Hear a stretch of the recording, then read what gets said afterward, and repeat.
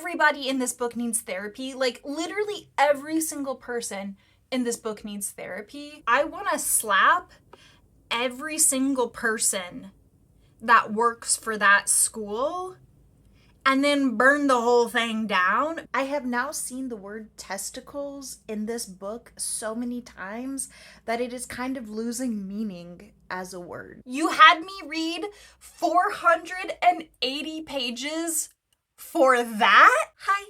Hello. It's Jess. Welcome back to my channel and welcome to the vlog. This is round 3 of the Booktube Knockout. This time I'm reading like Brittany. This is the 3rd video in a series that I'm doing. I will leave the first 2 videos in the series linked in the description box if you want to go watch those before you proceed with this video. Basically, I took 8 of some of my favorite booktubers. I have so many booktubers that I watch, but I just picked 8 for the sake of this series. And I looked at their reading taste, what are their favorite books, and I compared it to my reading taste. And then I ranked them 1 through 8, with 1 being the content creator I think most aligns with my own personal taste, and 8 being the content creator that I think least aligns with my personal taste. After that, I put the content creators in a dumb little tournament bracket, and basically I'm putting them head to head against each other, and we're gonna see who comes out on top. Today's video is all about Brittany and what kind of books she likes. I love Brittany's content. I think that she actually might be on a booktube hiatus right now, but I don't care. I love her content, so I'm including her in this anyways. I just love how like calm and just like chill her videos are. She also seems like she's such like a cool person. I don't know, like that's just the impression I get. Like, obviously I do not know her as a human. She just seems like the cool girl. I am not the cool girl, but I would like to be. So I'm gonna read like the cool girl, and then maybe that'll make me a cool girl? Is that how it works? I also love how open Brittany is with like talking about her mental health. As somebody who also struggles with some mental health issues, it is really nice to see other people being open about their struggles. You know, a little bit of solidarity helps you feel less alone in the world. Brittany is ranked number 7 in how similar I think her taste is to mine. The weird thing about Brittany's taste in reading is that on paper, it should be like very similar. We both love high epic fantasy series. We both love classic fantasy. We both love horror. We both love themes of family and family relationships, of grief, of feminism. Unfortunately, when you compare the books that we have read, of like my favorite books, Brittany doesn't like any of them. If you've been here for a while, you know that like I love Brandon Sanderson and I love Robin Hobb. They are 2 of my favorite authors of all time. And Brittany does not like either of them. Like, no, she thinks they're boring. And that makes me so very, very sad. In this vlog, I will be reading 3 of Brittany's favorite books. Over the past, I don't know, like year and a half or whatever, Brittany has been taking her time exploring the literary fiction genre. I love that. Like, I love seeing people explore new genres. I think it's really fun watching people find new things that they love and watching them experience joy. And one of Brittany's new favorite books that she has discovered recently is Betty by Tiffany McDaniel. This is a literary historical fiction novel. It follows a family, and it's, to my knowledge, it is basically following Betty, and it's all about her family, and I think there's like a lot of themes of grief in this one. If we're gonna dabble in the literary fiction world, I'm hoping that Betty is a win. And then after after Betty, I'm going to be reading This is Vegan Propaganda by Ed Winters. This is a nonfiction book. If you don't watch Brittany's channel, you wouldn't know, but she is vegan. And basically, she said that this should be required reading for every single human. And I was like, okay, say less. I got you. I actually do know quite a bit about the meat industry.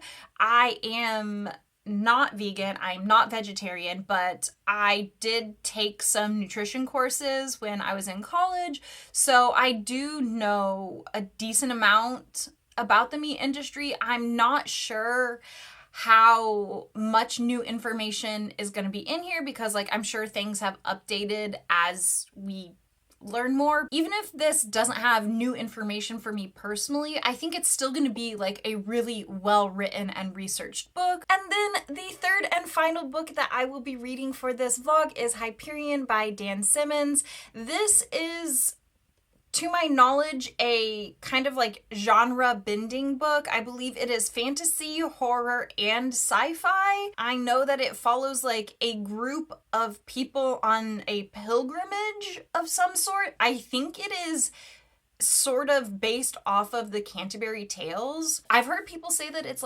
super weird and very, very unique. And so I want to experience it. I want to see. And hopefully I love it. Those are going to be the 3 books that I'm reading in this vlog. I hope that you have a fun time along for the ride with me, and I'll talk to you later. Hello and good morning. I just wanted to film a quick update for Betty. I'm currently on page 185, which puts me almost halfway through the book. Tiffany McDaniel can write. This book is beautiful. It's so gorgeous. It's also depressing as hell. Oh my god. There's a lot of really tender, heartwarming moments between different family members, but there's, I would say, at least an equal amount of just gut-wrenching, knife to the heart moments where I have teared up. I better not cry. I hate being vulnerable and I don't enjoy crying. So I'm hoping this book doesn't make me cry. Betty is half Cherokee and half white. It's set in the 1950s and 1960s. And I want to say it's 1962 at the moment where I am currently at. And Betty has just started school and it is terrible. It is so horrible. I want to slap every single person that works for that school and then burn the whole thing down because it is just horrific, the things that she's going through, and no one is helping. And the worst part is not even her family is helping. Betty doesn't tell her parents about what's going on at the school, at least not at the point that I'm at. And so they don't know to do anything about it, but I just want someone to help her. She's just a little tiny girl. She's just a little tiny girl and no one is helping her. And I just want her to be taken care of. I just want her family to be there for her. The entire town is so goddamn racist, which is not surprising. Racism is a current problem in 2023, so why wouldn't it be a problem in 1962? This book basically boils down to family relationships, and this family has issues. I don't think I'm gonna have a good gauge of where I'm gonna rate this book until I'm finished with it because it is so gorgeous and tender and very depressing. Okay, this is enough of my stream of consciousness. No one needs this deep a look into how scrambled my brain cells are, so I'll talk to you later.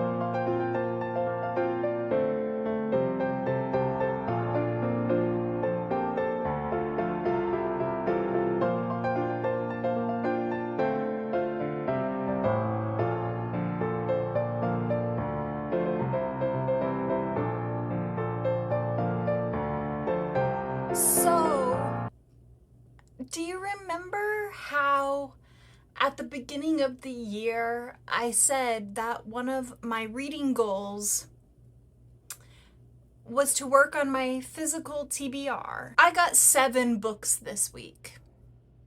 It's not as bad as it sounds. Don't get me wrong. It's bad, but it's not as bad as it sounds. First of all, my copy of Jade Legacy came in. This is for my book club. I was gonna get this one anyways. I'm in the middle of Jade War and I'm really enjoying it. I'm really liking the series. So next month we finish it up. Number 2 is Blood Gift.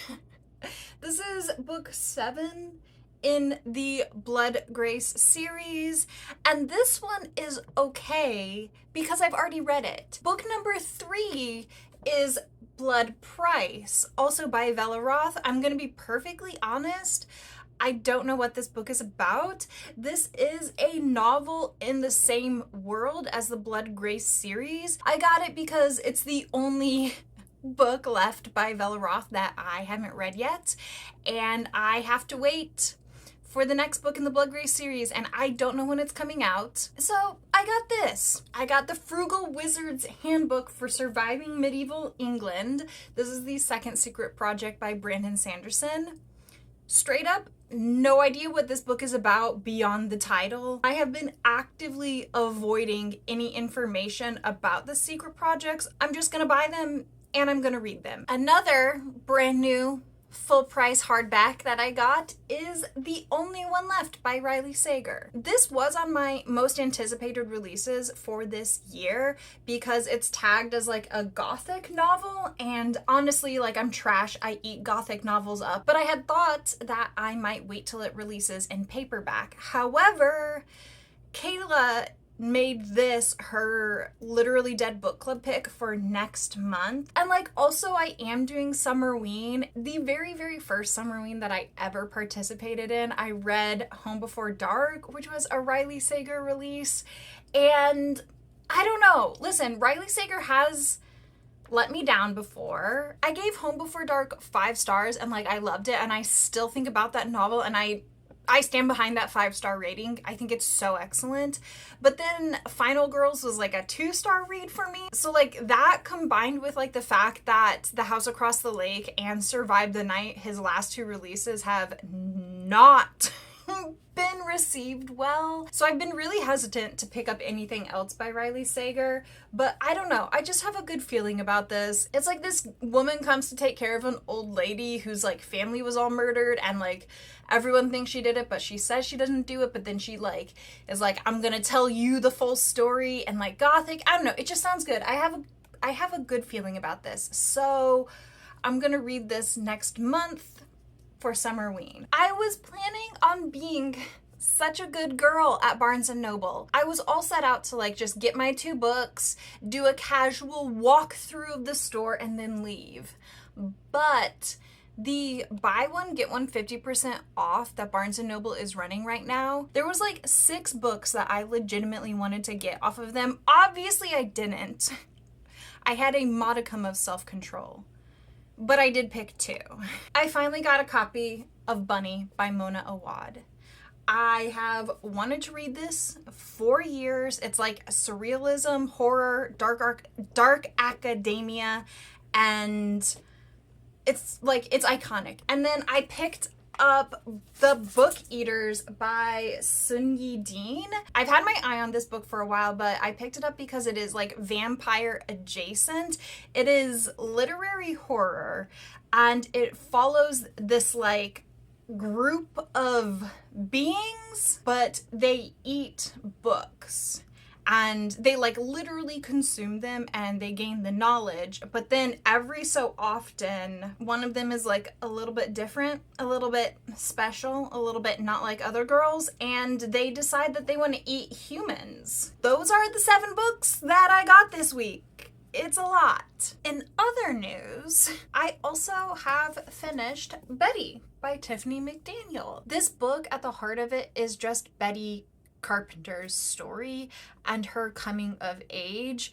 And it is interesting because Betty is Tiffany McDaniel's mother. This story is a bit of truth, but it is also like a bit of fiction. I honestly don't know where the line is. Like, I could not tell you which parts of it are true and which are half truths and which are completely made up. This novel basically like tells her entire life story up to, I believe, when she's 20, starting from when she's like around 5 or 6. And it is so depressing. Oh my god. This book has some of the most beautiful prose I have ever read in my entire life. I am so thankful that Tiffany McDaniel put this beautiful story out into the world and has shared something so very personal with us all.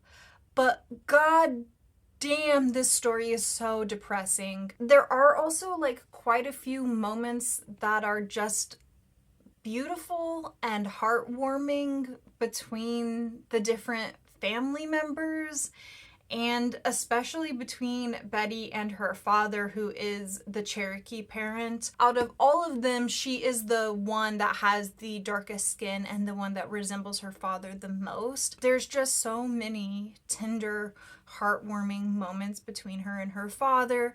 There's so many tender, heartwarming moments between her and her sisters and her younger brothers. But like, also, everybody in this book needs therapy. Like, literally every single person in this book needs therapy. Even though there are those really heartwarming moments that like really got to me, got to my heart, there are also like really tense and sometimes terrible and abusive moments between the family members as well. Honestly, this book has like basically every content warning that you can imagine.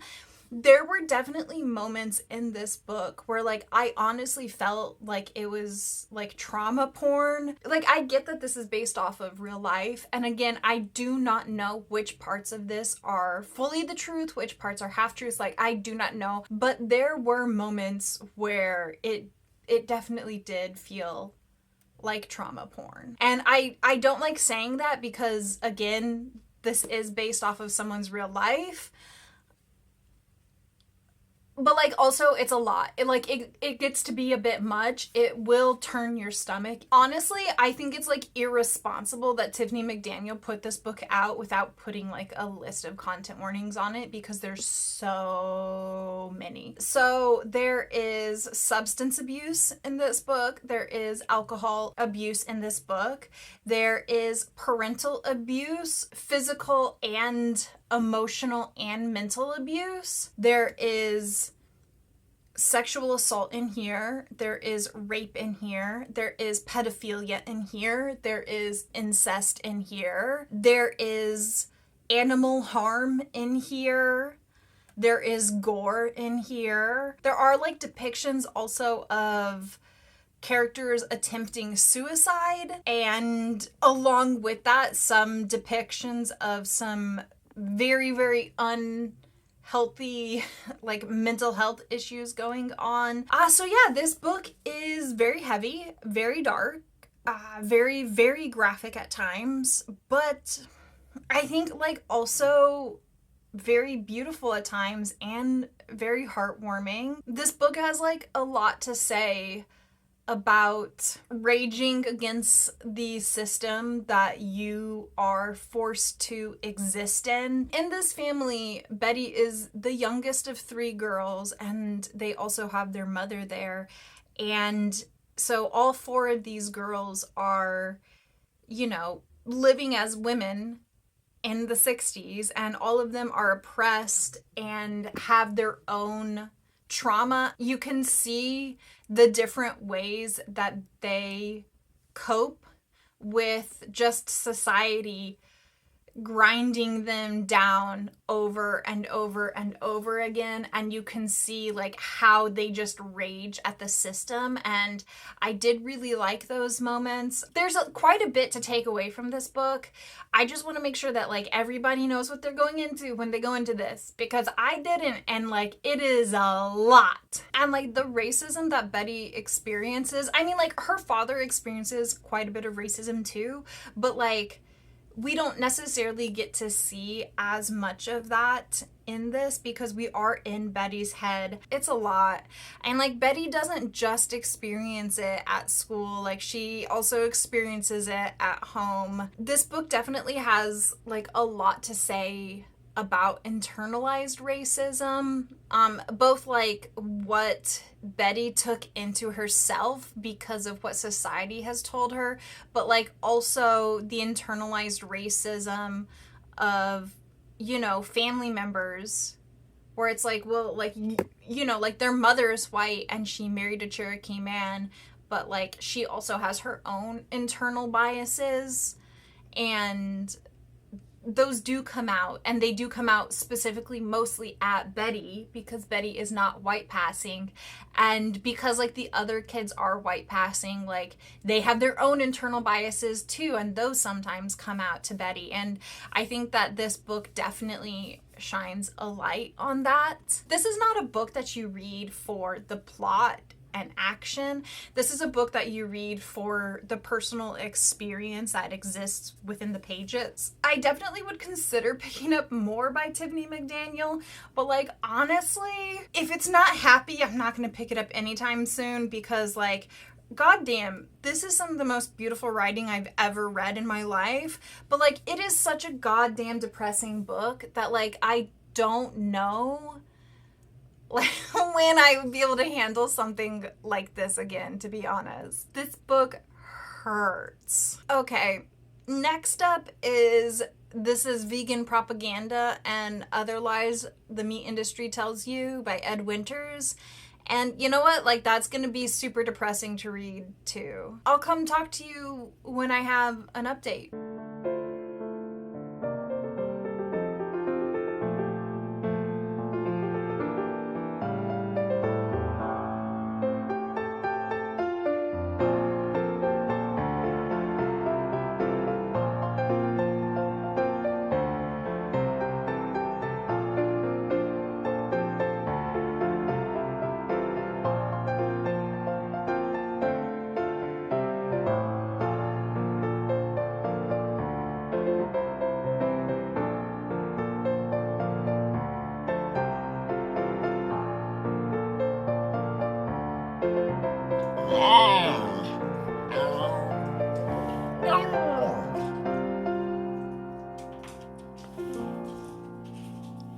Hello.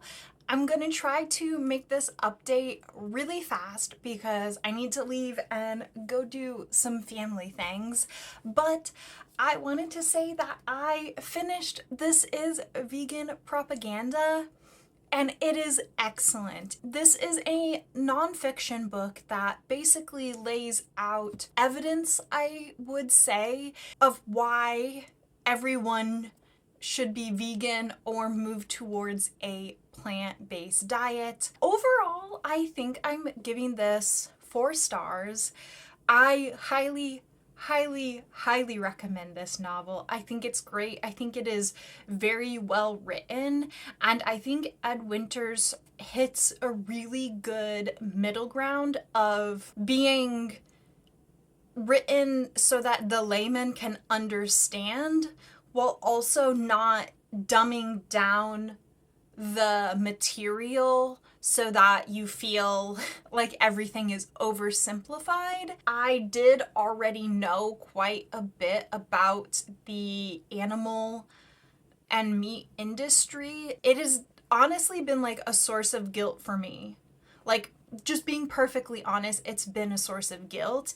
And I have in the past moved towards more plant-based diets, but I have never ever actually like fully committed to anything. I do think reading this has definitely given me the push that I need, and I do think that after finishing this book I can commit to vegetarianism. I'm not saying that like in the future I won't move like more and more towards veganism, but it's just at the moment that's what I can do, and I'm trying to be realistic, and I'm just trying to like make whatever positive changes I can in my own life. This book is extremely, extremely informative. If you don't know anything about the meat and animal product industry, I really highly, highly recommend you read this book. At times, I do think there were some missed opportunities to go more in depth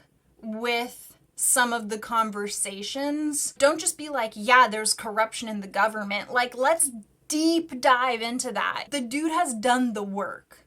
Like, this is so well researched. And I also really appreciate that he has all the sources listed by chapter. When we're talking about an individual's health and things like that, and like the health benefits of veganism, I do think that like you can't go over all of it in a book this short. And like you shouldn't realistically expect Ed Winters to go into all of it in detail. Like that's why those scientific studies exist. You know what I mean? Like it's not Ed Winters' job to paraphrase every single health study. And so I like that they are linked in here, because when you're talking about the subject of veganism, it has so many health benefits, but it is something that you also do have to do a decent amount of research on your own just to make sure that you are still staying healthy with the vegan diet. It's one of the healthiest diets that you can ever have, but it's not something that you can do without the proper research. I did want to mention that Ed Winters makes the argument basically that everybody should be vegan, and I do think that it is irrefutable that everybody can make progress in limiting their animal products and decreasing how many they eat. However, I did want to mention while we're talking about this that there are individuals with medical problems that cannot be vegan. And Ed Winters doesn't really acknowledge that there are some medical issues that prevent you from being vegan in here. I don't know that's necessarily Ed Winters' job to do that for us, but like I did want to mention that. I'm also not a doctor, like I'm not a certified nutritionist, so I'm not the one that's like telling you like you should be vegan, you can't be vegan because you have this medical issue. If you do have some medical issues, you should talk to a doctor or a nutritionist, something like that, before you just completely up and change your entire diet. Ed Winters also doesn't talk about the additional financial strain that being vegan can place on you. And honestly, that is a barrier for me personally. If I were to go to my grocery store right now, the oat milk products and the almond milk products are twice as expensive as cow's milk. And like obviously this isn't like apples to apples either, but like for example, I could buy 18 eggs at my grocery store and it would be cheaper than a pound of strawberries, which is in season right now. I mean, it's not like I have like a whole like list of all the different things, but it is definitely more expensive to eat 100% vegan than it is to eat vegetarian, at least. And I mean, like that is also like one of the reasons that I'm saying like I think I can commit to being vegetarian, but I don't know at the moment if I can commit to being vegan. Honestly, that's something that Ed Winters doesn't even address in this book, but like I think it is very important, especially if you are living like at or below the poverty line, which describes more and more people every day in America. Then veganism is not something that is economical for you to do. Like you literally cannot afford that. I'm not saying that like every vegan option is like super expensive. Like obviously I can eat rice and beans, but like I can't live on rice and beans. I do think that one of the largest barriers to veganism is the cost of it. Overall, this is a phenomenal book and I do highly recommend it. Yeah, I'm giving this 4 stars, which means Brittany now has 2 4 stars on the record, and we will see how Hyperion goes. I am tired of reading about this man's ball sack. I have now seen the word testicles in this book so many times that it is kind of losing meaning as a word. You had me read 480 pages for that? 480 pages for that. I'm so upset right now. 2 stars. I did not like this. I don't think it's good. This follows a group of people who are on a pilgrimage, and it is sci-fi for sure. There are like some light fantastical elements. It's like extremely minor. And I mean, there are some like horror elements, I suppose you could say. Earth is dead and humankind has started colonizing the galaxy, basically.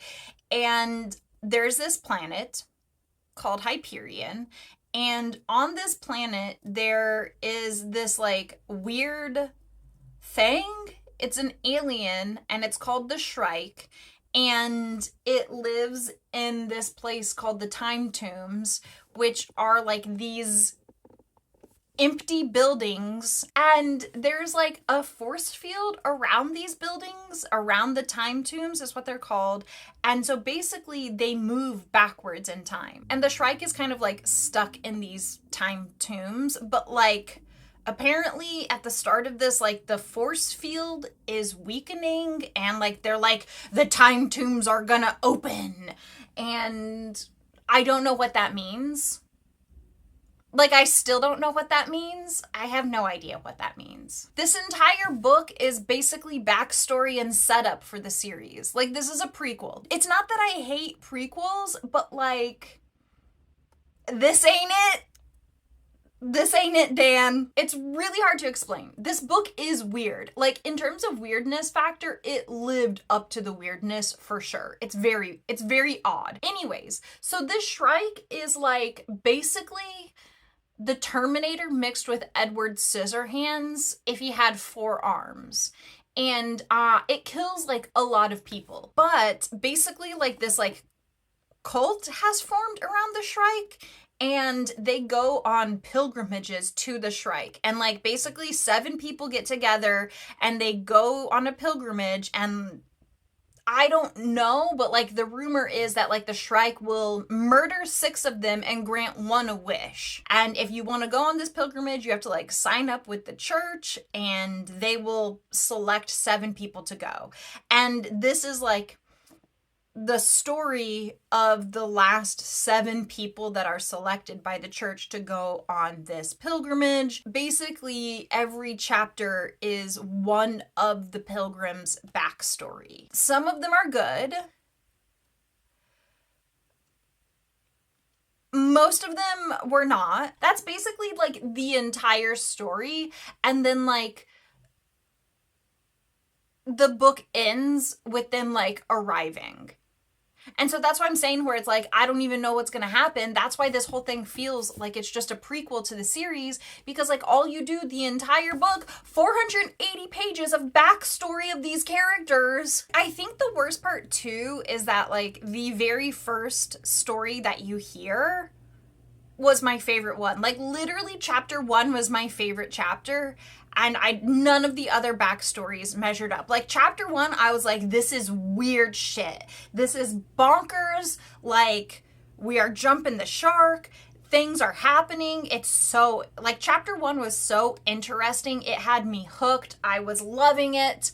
And then it just kind of went downhill after that. And this book was also like written in 1989, and it very much is like written by an old white dude. First of all, there are slurs used in this book. This is also one of those books where it's like, oh, there's a like woman character. Let me tell you about her boobs.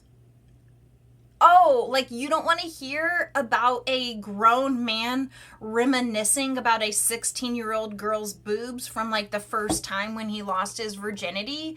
Well, guess what? He's gonna think about her boobs so many times. Why do you have a grown-ass man specifically thinking about a 16-year-old's boobs repeatedly? I also didn't like the weird bestiality joke that went down in the poets chapter. This book is by no means like the worst that I've ever read for sexism. Like it's not even close. It's not even close. But it very much is like every single woman in here, like you get a description of her boobs. It's not the worst, but like it makes you feel icky. Also, there's just like so much sex in this book too, and I felt like for what? For what was there so much sex in this book? Like, this is definitely like one of those books where it's like, you just did a bloody battle and like you were victorious and now you need to have sex with a woman because that's what men do. It's not necessarily like super graphic sex. It's pretty tame in terms of like the smut, but like it's also not good at all. Like you're telling me you literally just met this woman while you were fighting in the woods with this like random dude. You were about to die. She helped you murder this man. You've never seen her before in your life. And now you're literally having sex next to his dead body? He wrote in how warm the woman felt next to the cold, dead body next to him while they were having sex. And then specifically says how they were both covered in blood. Why? Like, you made that choice, but why? And then you get to the end and, like, nothing happens. Listen, I know that I'm in the minority opinion and this book has, like, a really high rating, but, like, I don't think I can recommend it. I don't even think I want to continue with this series. I did not like it. 2 stars. I'm so sorry that this video is ending on like a massive rant and that it's ending with a book that I really did not like.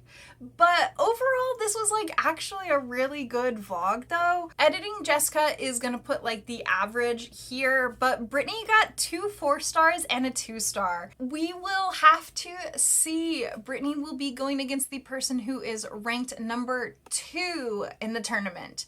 And you don't know who that is yet. I know, but you don't know. So we will see. I know that this week has been kind of depressing with the content that I have been reading, but thank you so much for being here and hanging out with me. If you enjoyed your time here today, please consider subscribing. I hope that you stay safe this week. I hope you're drinking extra water because it's really hot out this summer, and I'll see you in my next video. Goodbye.